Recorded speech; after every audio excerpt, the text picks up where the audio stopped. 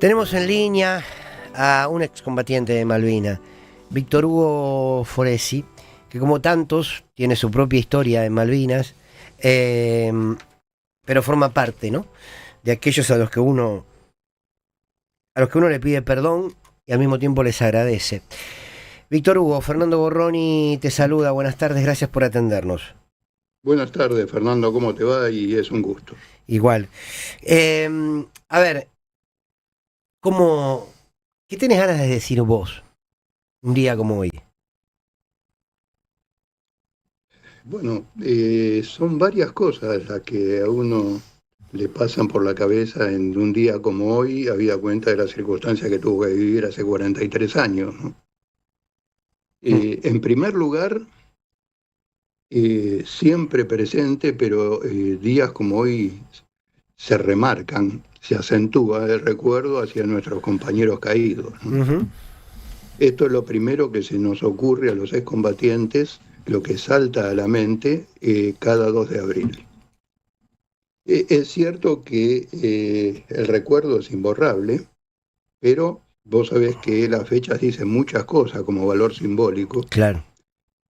Y días como hoy refuerzan ese recuerdo y refuerzan también el compromiso con su memoria, ¿no? Uh-huh. En segundo lugar, el tema de la reivindicación de la soberanía. Una palabra tan cortita y que encierra tanto, ¿no? Claro. Y cuando se recuerda la soberanía, se trabaja sobre esa idea y esa soberanía, ese recuerdo de soberanía es compatible con la dignidad, otra palabra muy corta, pero que también dice tanto. Entonces uno tiende a hacer un análisis, ¿no?, de lo que pasamos, por qué pasamos por lo que pasamos hace 43 años, cómo se dieron las cosas a partir de ese conflicto armado y cómo están las cosas hoy, ¿no? Uh-huh. En base a estos dos valores que, te digo, me parecen inmutables con el tiempo, que son la dignidad y la soberanía, ¿no? Antes de escucharte y de preguntarte sobre el discurso del presidente, ¿dónde estuviste vos, particularmente en Malvinas? ¿Qué edad tenías y qué recordás de aquellos días? Yo pertenecía al grupo de paracaidistas, del grupo aerotransportado 4, estábamos en las afueras de Puerto Argentino, ocupando un lugar en un grupo de artillería. Uh-huh. Tenía 26 años, estaba cursando el último año de medicina, y bueno, mi rol de combate fue justamente el rol del equipo de sanidad, hacerme cargo del rol del equipo de sanidad. Uh-huh. Se dice mucho Sí. que cuando se volvió de Malvinas, los excombatientes de alguna manera se los ocultó, ¿no? Sí. Porque no se quería mostrar la derrota y no se quería mostrar las caras de la derrota. ¿Esto fue así? Así es, totalmente. Uh-huh. Sí, sí. Mirá, yo recuerdo dos cosas vinculadas a esto, ¿no? Con todas sus contradicciones.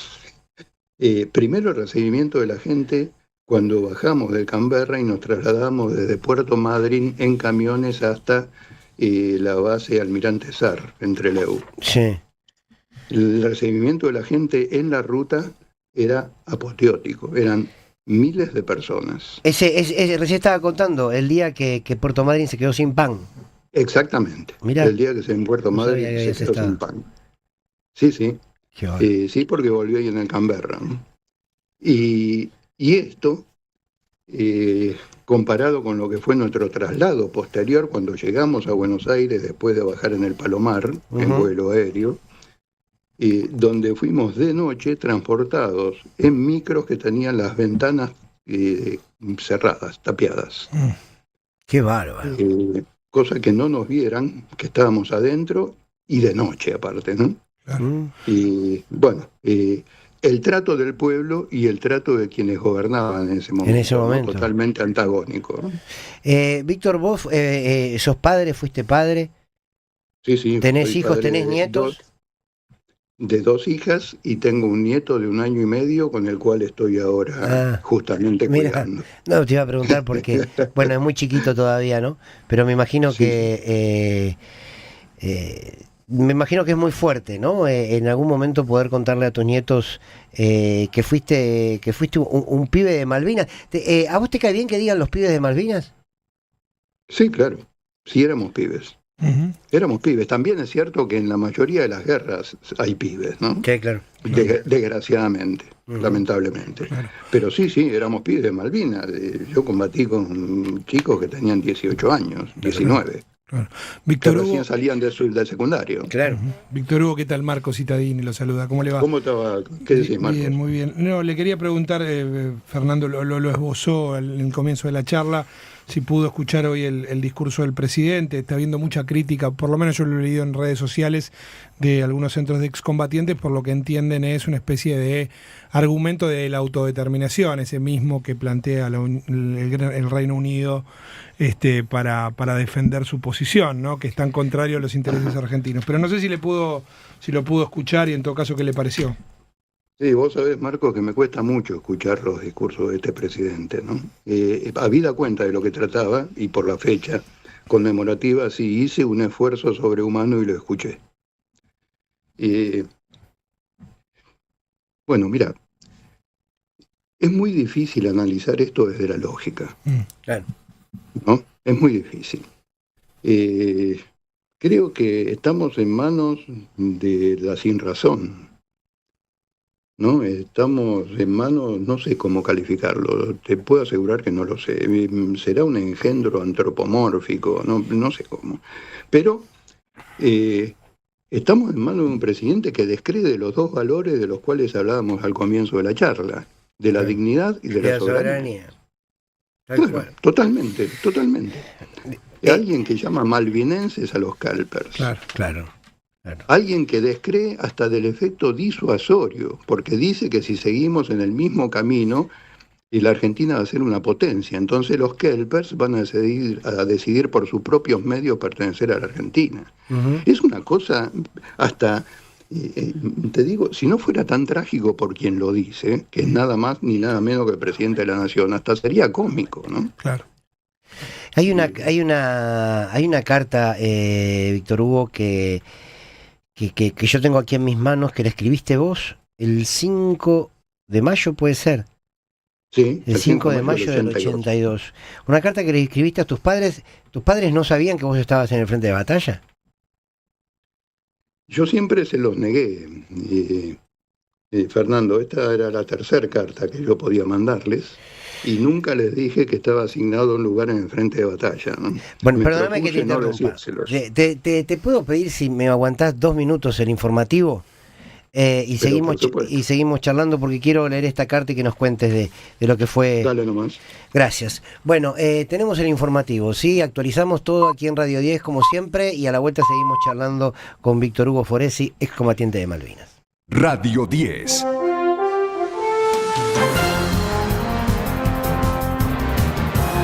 Siempre noticias.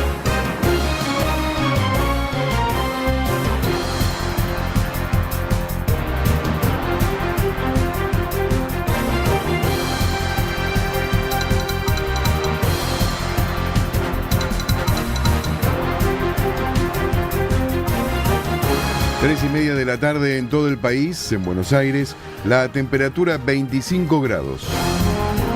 Continúan los actos por el 2 de abril. En Mar del Plata, sede de la base naval, no hubo actividad. Esta tarde se realizarán los recordatorios en Mendoza. El gobierno de Mendoza, junto a la 4ª Brigada Aérea y el comando de la Brigada de Montaña, realizarán el acto central en conmemoración del Día del Veterano y de los Caídos en la Guerra de Malvinas, en la jornada de hoy a las 5 de la tarde en la explanada de Casa de Gobierno. Del evento participarán autoridades provinciales, de las Fuerzas Armadas y Fuerzas de Seguridad, como también veteranos de la Guerra de Malvinas, junto a familiares y público en general. El acto contará con un desfile militar a pie del que participarán tropas de la 4ª Brigada Aérea y de distintas fuerzas y regimientos.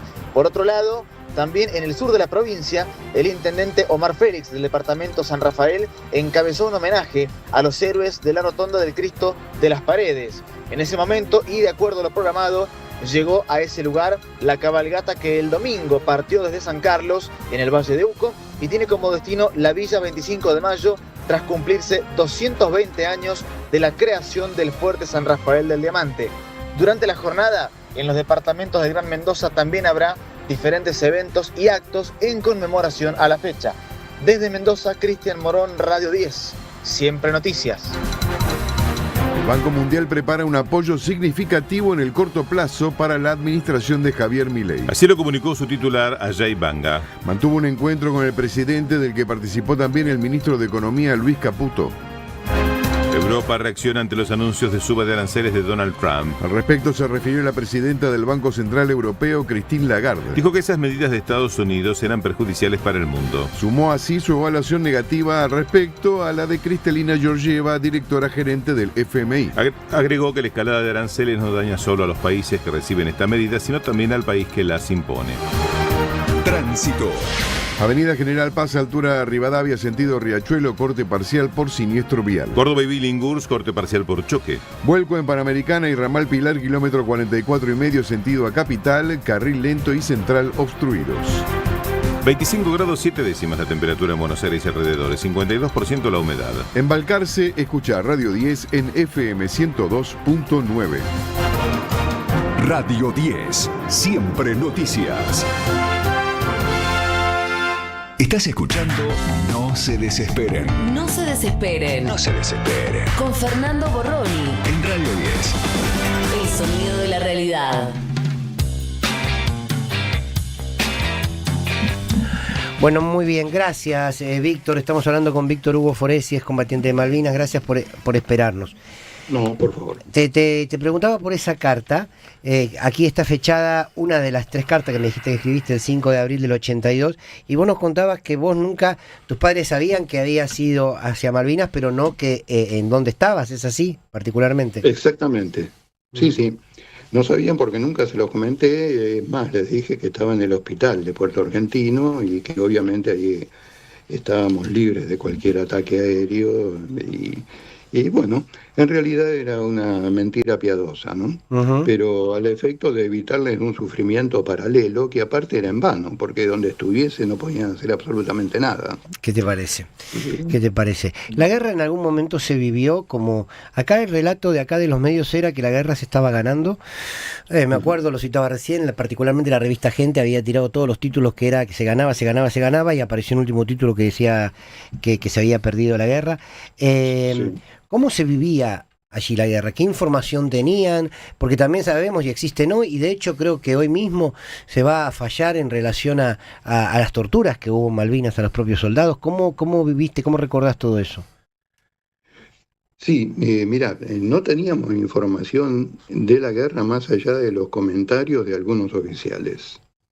Y habíamos improvisado una antena con un alambre que conseguimos en un galpón a través de una radio que uno de los compañeros había traído, la famosa radio Spica, las chiquititas. Claro. Uh-huh. Y con eso improvisamos un alargue de la antena y lo único que podíamos tomar era la radio Carve de Uruguay. Sí. Y obviamente con una muy mala señal, ¿no? Uh-huh. Pero bueno, nos abastecía por lo menos de la información básica para tener otro punto de vista con respecto a lo que estaba ocurriendo, ¿no?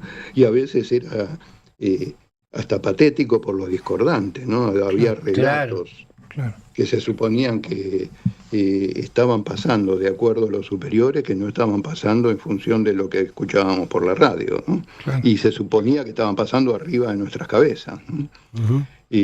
Así que bueno, ese era todo un tema, porque estábamos totalmente ignorantes de cuál era la realidad en definitiva, ¿no? Uh-huh. Con respecto a lo otro, sí, hay ahora debe dirimirlo la Corte Suprema, lo que decía con respecto a las torturas de superiores a soldados excombatientes de Malvinas. Casación ha admitido la posibilidad de que se vaya a la Corte Suprema, que es la que tiene que definir. Yo no soy muy optimista, Fernando, te podrás imaginar, Uh-huh. por razones obvias, ¿no? Viendo nada más que la integración de la Corte Suprema, ¿no? Claro. No creo que esté muy preocupado por las torturas de soldados en Malvinas, ¿no? Víctor Hugo, Pero, sí.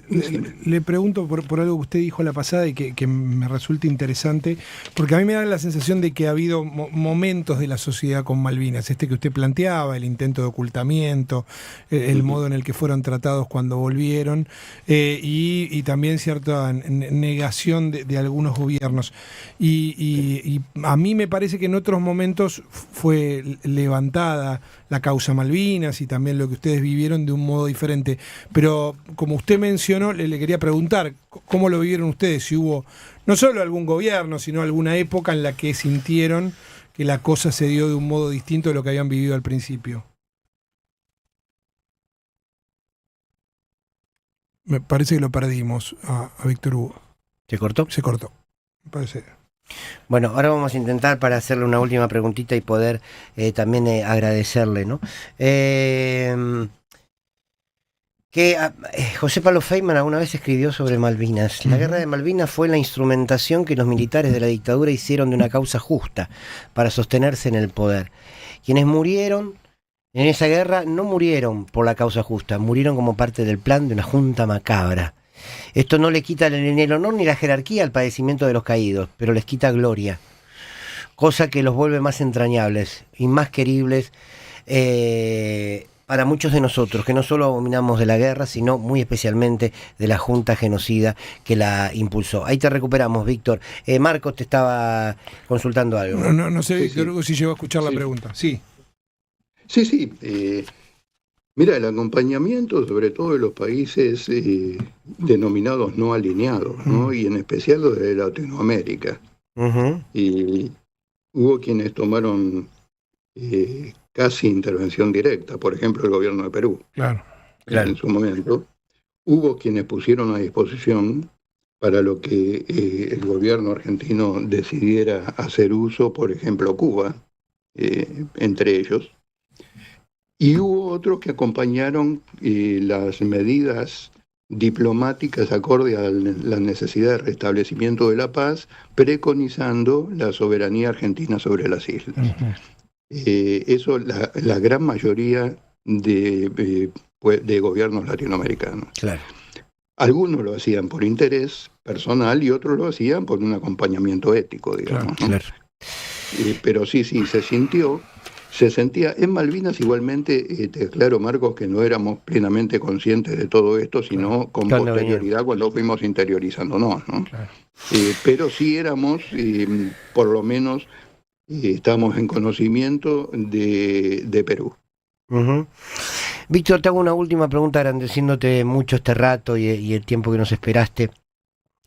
A veces las sociedades ponemos rótulos a muchos a los que no les preguntamos cómo se han sentido. Vos como excombatiente y a tus propios compañeros, que muchos seguramente no están y otros por suerte sí, ¿vos te has sentido un héroe, te has sentido una víctima o te has sentido las dos cosas? No me he sentido un héroe. Siempre decimos, o por lo menos yo y muchos de mis compañeros sostenemos, que los héroes ahora descansan debajo de la nieve o al fondo del océano, ¿no?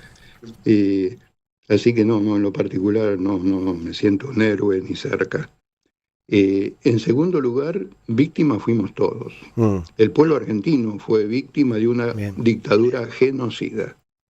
Y en el marco de esa dictadura genocida a nosotros nos tocó cumplir ese papel que obviamente nos posicionó en otra condición de víctima. Pero en definitiva víctima era el pueblo argentino, ¿no? Qué sabias palabras, Víctor. Abrazo grande. Muchísimas gracias por este rato y por compartir tu testimonio. No, al contrario, vos sabés que es un gusto, así que gracias a ustedes. Víctor Hugo Foresi, excombatiente de